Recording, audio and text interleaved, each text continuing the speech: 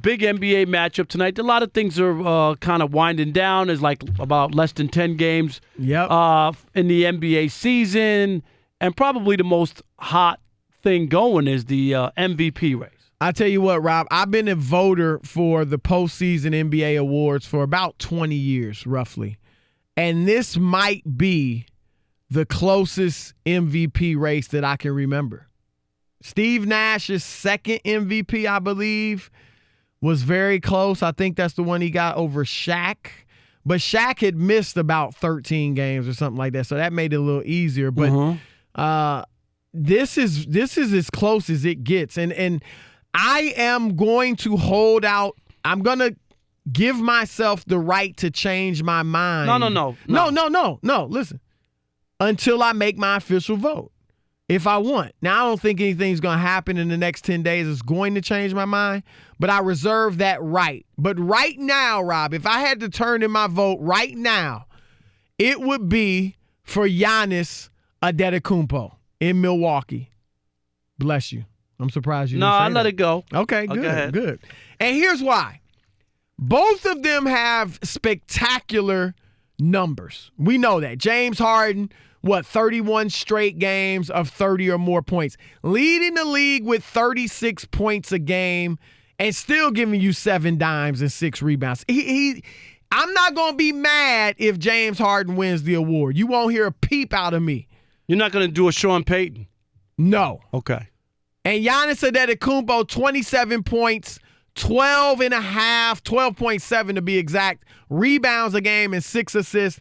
Only one player in NBA history has ever averaged 27, 12, and 6 at least. And that is Oscar Robertson, who did it once in the year 1962 when he averaged a triple-double. So both of them are putting up historic numbers offensively. Here are 2 things I'm going to give you that are tipping the scales for Giannis in my mind. Number 1, defense. You play both sides of the floor in the NBA. And Harden has improved really greatly on the defensive end. He's up there in steals, 2.2 a game. I mean, he's not the Olay defender that he used to be. He's not the turnstile defender that he was earlier in his career when people were mocking him with all those memes and videos and all that. He's not a horrible defender anymore. He tries. But Giannis is arguably the best defender in the NBA. Giannis is ranked first in the league in defensive rating individually. His team is ranked first in the league defensively. He's ranked second in the league in defensive win shares. Harden, 68th in the league in defensive rating, 145th in win shares defensively. So when I look at the defensive contributions, both of them are lighting it up offensively. I got to give Giannis the nod because he's getting it done at the highest level on both ends of the floor. The second thing, Rob, and then you can weigh in. And I know I'm not saying this to usurp your point or anything like that. But I know where you're going to go because that's where everybody's going. Houston was dead in the water. 4-7, 11-14, 13-14 before James Harden went off on his 30-point scoring sprees. I get that. But James Harden was around. He played every game when they were dead in the water. Why should I punish Giannis Antetokounmpo that he never let his team be dead in the water? James Harden let them go for 2 months playing bad basketball. And then he rescued them. Giannis has never let his team play bad basketball this entire season. He and his team, he's carried his team to greatness for all 5 months of the season. Harden, who's been great the whole season, but has only carried his team to greatness for 3 months. So I'm not going to punish Giannis because he never let his team get in a hole. He never let his team get 5-6 games below 500. So I'm with Giannis for those 2 reasons mainly. There are others I could bring up. And look, like I said, this is nothing against Harden because he's been great. But that's why Giannis gets my vote. You done? Yeah. Okay. You got something to say? Yeah, I got I plenty thought I to was gonna say. leave you speechless. No, not at all. I mean, it's so clear, and I'm not trying to. Giannis has had a great season, and I'm not taking anything. Milwaukee, what they've done, I get all that. So I'm not trying to act as if he hasn't done anything. He's had an unbelievable season. Let me ask you this: Will you think it's robbery if he gets it over Harden? Yes. Wow. And from this standpoint, what Harden has been able to do is incredible. Here's he's averaging 36.4 points, right, as a reigning MVP, which is the highest scoring average in the NBA since 1986, 1987. I guess who would that be? Would that be Michael Jordan at 37.1? So this is how long before somebody has been able to average this many points in this man's league, which is an incredible accomplishment. So just talk about his numbers, what he's been able to do. That is very, very impressive. Number two, you're right, Chris. Defensively, Harden has gotten better. He leads the league in deflections, which just means that defensively, he's more active, right? At going for balls and doing stuff. So he's not doing the old lay. I totally agree. You don't lead the league in deflections by not really making an effort to try to get the ball. But is he in Giannis's class? Can I keep talking? Let me finish my case. And I get it. You could say, this is the argument that people make all the time about Tom Brady's comeback wins.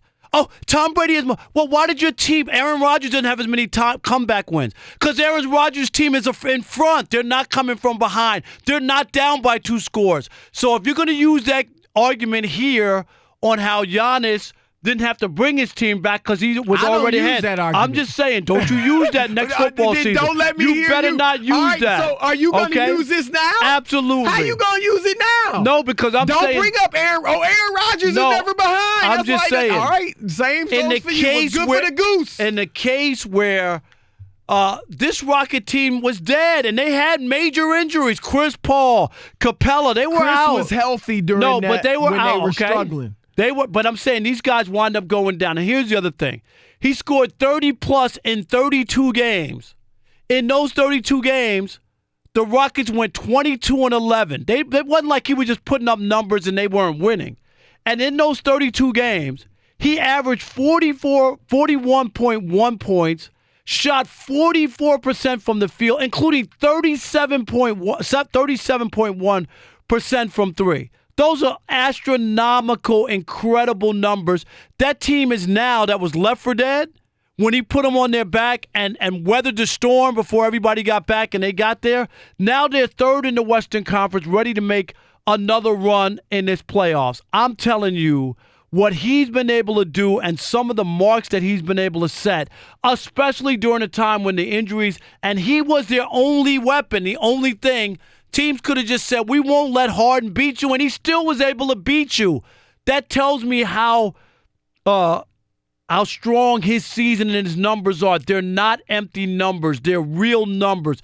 They won. He won when they had injuries. He won when people thought that this team was left for dead. This is why I look at it. And Giannis had his team. They were good. I get where they move forward in the East and all that, and it's a tremendous season. Does Giannis have a star teammate? The difference is playing in the West. And here's my other point. LeBron James, for all the numbers that you talk about, 18-9 against the West. LeBron's numbers, what you rave about, 27-8-8, 27-8-8, and they're not making the playoffs. What does LeBron got to do with this argument? Because it tells you about Harden's numbers are real. They're not hollow. And Giannis's aren't? No. Playing in the West, LeBron has got a dose of reality that those numbers didn't matter. First of all, the East is a lot better this year. But it's not the West. And I think LeBron learned that, and I'm looking at this. All I'm saying is I've made the case. Follow my lead. What in the world was that? I was a judge. Harden is your MVP for a second year in a row. And yes, he won't get 86 of the 100 votes that he got a year ago, but he'll get enough to win this going away. It's all about Harden. I rest my case. All right, your turn to weigh in. Oh, he gets clapping? I didn't get clapped. Why didn't I get clapped? Did you go in there early and beg for clapping? My stuff is good. Alex, That's when why. I'm done, put the clapping on. No, I didn't tell Alex anything. All right. Your turn to weigh in, 877-99 on Fox. You know what? Perry Mason just called. He said it was unbelievable. 877-996-6369. Google Perry Mason if you don't know who he is. He's one of the greatest. Who is the MVP, Giannis or James Harden? You've heard my argument. You've heard Rob's argument. Now it's your turn to weigh in, 877-99 on Fox. Let's start with Rico in Los Angeles. Rico, you're on with Chris and Rob. What's happening? Yo, what's up, fellas? How y'all doing? Love the show. Thank you, man. Bud. We appreciate it. Yep. So, look, here's my take really quick, man. Rob, I can't poo-poo what you're saying, man. I really can't. It's really, either way, I think you can't go wrong, but you got to go with Giannis, man, just because of his body of work and his impact, on the game in multiple areas outside of just offense, facilitating, rebounding, being a defensive presence. I think Giannis with the slight edge, but I have another quick question I want to get both of you guys' take. Let's say James Harden, right? Let's say he makes it to one other conference finals, maybe gets bounced the first or second round the next couple years. How will history remember James Harden once it's all said and done with his career? And then who can we compare him to historically at this moment? If he doesn't win a championship, look, he's a first ballot Hall of Famer. He needs to win one to put himself in that class. That's all he does. I mean, at worst, what he'll do, if he doesn't win, he's in the class of Charles Barkley, Patrick Karl Ewing. Malone, Patrick Ewing. These Russell guys had Westbrook's great probably gonna be in careers. that yeah, These guys Allen had Iverson. great careers, right? I think he's better. You probably put him ahead of Iverson. He could, if he wins a ring, then I think you may be able to talk about him challenging Dwyane Wade. Like, I have a list of the top 4 two guards in my view: Michael Jordan, Kobe Bryant, Jerry West, Dwyane Wade. If Harden, who I know plays point, but I'm gonna put him in the two guard category, he could pass maybe D Wade. And maybe Jerry West if he keeps doing this and starts winning. If he wins, right, say he wins the MVP this year, just say he wins it, back-to-back MVPs, and they get to the finals or something, and maybe they win it next year. I'm just throwing it out there. You'll have to look at him as one of those great players. Like, he would be elevated. He would have gone to the finals 2 years in a row, and he had won back-to-back championships. I'm looking at it would have to continue in this path. Right like, now, say you got there this year, lost, and then next year you won. With back-to-back MVPs. If you want to start talking about the Kobe category, he's got to win. No, you got to win. A lot. Rico, you got to win a lot. Thanks for the call. How about Marty in Kentucky? You're on the Odd Couple, Fox Sports Radio. What's up, Marty? What's up, Chris and Rob? How y'all doing today? We're great, doing man. great. How are you? I'm doing good. I'm gonna have to go with Giannis. I know he's in the East. I know it's watered down, but the eyeball test, man, this guy is so good defensively and probably the second best offensive player in the NBA. I just love two-way players. All three of us agree that MJ is the GOAT, and one of those reasons is because he was great two ways. And I just got to go with those two-way players. I know Harden's improved defensively, but he's not on Giannis's level defensively. That's a good call, Marty. One thing, do you think that people are going to Giannis too because Harden won last year? I'm just saying, because Harden's numbers, I mean, to be the highest scorer since Michael Jordan, 86-87, is impressive. Yes, it is, Rob, and I think you make a good point there. I think that there is a natural part of people and fans that just want to lean to someone else, see someone else win MVP if they're not a fan of this particular guy's team. I think that is a factor. I won't deny that. All right, Marty, thank you, buddy. For me, Rob, it's not a factor. Okay, but some people think like that. It might we be talked about it during during the Michael Jordan era. What year didn't he win the MVP? Exactly. But he didn't win it every year, and they gave it to Charles Barkley one year. And I'm not saying that those Malone. guys – it's just that after a while it was like, okay, Jordan's always great, but this guy had a really great year. Yeah, let's go to Brad in Ohio. Brad, you're on with Chris and Rob. Hey, good evening, guys. How you doing? Doing great. Man. How are you? Doing good. I got to say, I've listened to both your points. You both made some valid points, but I got to go with Giannis here. Chris, you came out with some good stats, the 27, 12, and 6. Rob, you had me going with Harden for a little bit, but I just got to call you out about the one stat you gave me. Which one? He averaged 41 points in the 32-game span. That's very impressive. But the 44% field goal percentage and 37% three-point percentage is right along with his career averages. I just don't see how that sets anything over the top. Yeah, his usage rate, to Brad's point, is through the roof. I mean, and look, again, I take nothing away from Harden. But I guess my point, his usage rate is sky high. No, I get it. I guess my point was it wasn't like he was, putting up 50 shots and scoring 41 points. So his shooting percentage would have been, say, if his shooting percentage was 35%. You know what I mean? With scoring 41. His shooting percentage is low. Right, but I'm just saying. He gets to the free throw line, and he gets 37% from three is good. So his true shooting percentage is not bad. But his 2-point shooting, his overall shooting percentage is low. Let's get one last call for Harden before we go to break. Craig in Maine, welcome to the Odd Couple. Hey, guys, how we doing? Doing What's great, happening, man. Rob, I just want to make sure you've applied for Mexican citizenship, right? Yes, I went to Cancun for the weekend. I remind him every week. Why aren't you in Mexico? I went. Aren't you supposed to be in Mexico? I went. You know what? The weather wasn't warm enough. You're Senor Parker from now on. But anyways, I got to go with Harden only because he's a bull, and in the playoffs, he's just unstoppable. Harden? He's had his biggest problems have been in the playoffs. Yeah, but I think this year is what I mean. Okay, I hope he does do it in the playoffs. And if they call the game for Zion in the NBA like they do for Harden, who's going to stop Zion? That's my point about what Paul Pierce said. Thanks for the call, guys. Appreciate it. Thanks, Craig. Let's get with Kevin in Wisconsin. Kevin, you're on with Chris and Rob. Hey, how you doing, Chris? How you doing, Rob? Doing great, man. I know you guys don't even have to ask me. Right. You in Milwaukee? I've been the lone voice of Giannis the whole year. Nah, he's doing it, man. I was with Harden. I was with Harden until about a month and a half ago, maybe a month ago.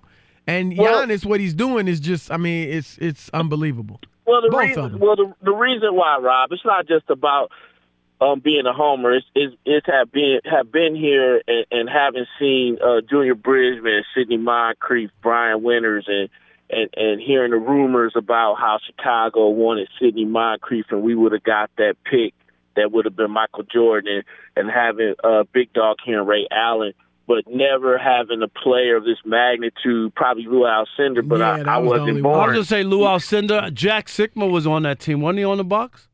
Yeah, Sigma played for. Marcus Johnson. They've had good players. They've had good players. They had good players in Milwaukee. Right. Lou Alcindor's the only one that Giannis looks like he could No. get to I that agree. type of level, I get it, Kev. I understand. Appreciate it. Go ahead, Kevin. Oh, you got it? More? Go ahead. We lost him off. How about Tyler in Utah? You're on the Odd Couple, Fox Sports Radio. What do you got, Tyler? Hey guys. Love your show. Thank you. I've got a couple of things. So, Chris, I know I heard you earlier today talk about the Bucks, that they basically kept their same roster, but they had a new coach, and I think that helped Giannis a lot. I agree. I think Budenholzer's been great, but don't you think, not to cut you off, keep him on so he can finish his point, but Mike D'Antoni, not a new coach, obviously, for Harden, but his system is beneficial to certain style of players, and I think Harden fits it perfectly and is exploiting it to the max. But not everybody can do that, even if it everybody does. Can. You could have a system, but it doesn't mean it works. All right, we're going to welcome in Appreciate the call. FS1 NBA partner, analyst, color analyst for March Madness, and former NBA we've great been seeing Jim him on CBS. Jackson. What's up, man? What's up, Jim? Just chilling. Another day at the office. Just chilling, working hard. We see you everywhere, man. You working. All right. I don't know if that's a good thing or not. I don't know. I'm still trying to figure that one out. Hey, it's always good to be working. Relax working is good. All right, man. Look, we start off the show. There's a big game in the NBA tonight. Houston, Milwaukee. Obviously, the two leading MVP candidates. I got Giannis. Rob's got Harden. Who you got for the MVP right now? I got, honestly. Honestly, it's Harden. But and here's the reason why I say it is that it's not a slight towards one or the other. Both have outstanding years. Right. I think what Giannis has been able to do with Milwaukee, and typically I would say best record, coach of the year, player of the year, MVP. But what Harden has been able to do with less and win games, guys, you know this. guys can put up numbers, but they can be empty. The numbers that Harden put up, it brought W's, it brought wins. So to me, from a most valuable player perspective, Milwaukee can still probably win some games and maybe not be in first place, but still be relevant and still be right there in the Eastern Conference. James Harden, he elevated that team from the bottom of, from a playoff perspective, where Houston was at to now third. I mean, that says a lot. And those weren't empty points. But you know why, what I mean? Jim? Why were they at the bottom? He was there when they fell to, 11-14, 4-7, and all that. Well, it's a lot of factors that go on early in the season when guys are not gelling, things are not right. I can't answer that question why, but I do know this. I do know when it got time for him to turn up, for the ball to be in his hand, to win games, to get them relevant, he stepped up. Again, we can argue both ways who deserves what. It's real close. It's so close because I love Giannis. I mean, I love what he's been able to do, but I'm going to just give that slight edge to Harden just by how he's been able to position the Rockets when we kind of thought they were dead in the water. Man, I feel like a 15-year NBA vet because that's exactly what I said the first time in my life. I know what Chris said. Chris said Giannis. Yeah, he said Giannis, right. I picked Harden, and my reason was like yours, Jim, about winning. They're not empty numbers. And this was my argument about LeBron's 27, 8, and 8 that everybody's talking about. Those numbers are empty because they didn't work into wins, where Harden had to score every point he did to get them to win games. My main reason, Jim, because I'm not going to be mad if Harden wins it, but Giannis, when they're this close offensively, I have to look at the defensive end. And Giannis is arguably the best defensive player in the league. He's number 2 in defensive ranking individually.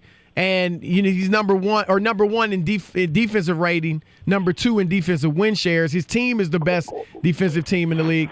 And then I think that I give him credit for not letting Milwaukee fall into a hole. Like, they've been great the whole 5 months. Harden was there.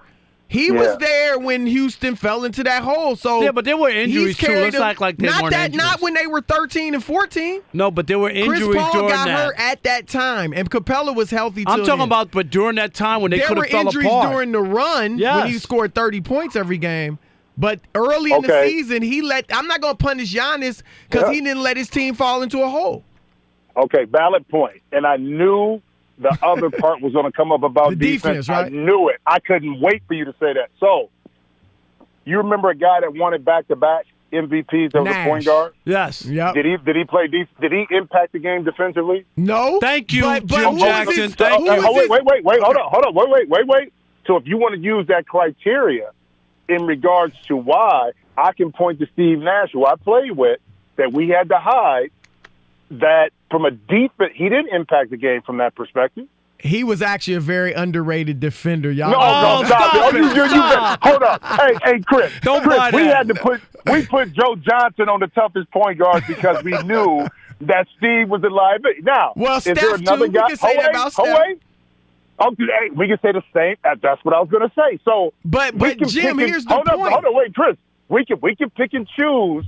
When it gets down to the minute details, like, okay, well, Giannis is a better defensive player. Yes, he is. But when we look at it, Steve Nash and Steph Curry were liabilities on the defensive end, but yet and still they won an MVP. See, back-to-back. Now, I feel you. But I'm just saying. We rushed our case. When it's that close. like I don't know. Nobody was like Harden was close to Steph when he won his first one, but neither one of them defended. And I mean, this is one where Giannis is 27, 12, and 6. That's only been done once by Oscar Robertson one time the year he averaged a triple-double. Yeah, but there were only 4 teams in the NBA back then. So, I mean... Yeah, actually it was only 9 back then. You know that. You know it. Look, it's nip and tuck. I'm not going to be mad if Harden gets it. But let me explain this. I'm envious. I wish I could have put up numbers that been in the discussion of being the MVP. So I'm not mad at either one of them. I feel you. Hey, let's switch over to college basketball. Is a win like Duke got the other day, because I look at it as like it could propel them to the championship because they dodged such a bullet. and they also realized how close they were for being put out. Is that something you could look at and use as a motivation as you go forward? That you're still alive and you were barely alive, and you got to come to play the next game. Yeah. No, you know what? With Coach K, and I think that team being so young, they probably in the tournament too, because guys, you know this, it's a 1-game scenario. It could be a 3 to 5 minute stretch that you're not playing well. The other team then begins to get confidence.